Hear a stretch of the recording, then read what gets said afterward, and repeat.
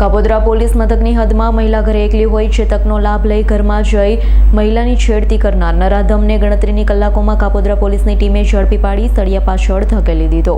Kapodra police પાસેથી મળતી માહિતી મુજબ ગત 23મી મેના રોજ સાંજના સમયે ફરિયાદી મહિલા પોતાના ભાડાના મકાનમાં હતા। તે સમયે મકાનનું ભાડું ઉઘરાવતા મુકેશ ખોડાભાઈ સીતાપર તેઓના ઘરે ગયો હતો। આ સમયે મહિલાની એકલતાનો લાભ લઈ નરાધમ મુકેશ ખોડા સીતાપરાએ મહિલાનો હાથ પકડી ગળે લગાવી શરીરના અન્ય ભાગે સ્પર્શ કરી છેડતી કરી।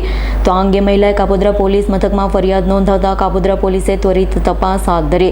કાપોદ્રા પોલીસ મથકના સેકન્ડ પીઆઈ MR સોલંકી તથા PSI MB વાઘેલાના માર્ગદર્શન હેઠળ તપાસ હાથ ધરી મહિલાની એકલતાનો લાભ લઈ છેડતી કરનાર નરાધમ મુકેશ ખોડા સીતાપરાને ઝડપી પાડી સળિયા પાછળ ધકેલી દીધો। Bureau report S9 news Surat.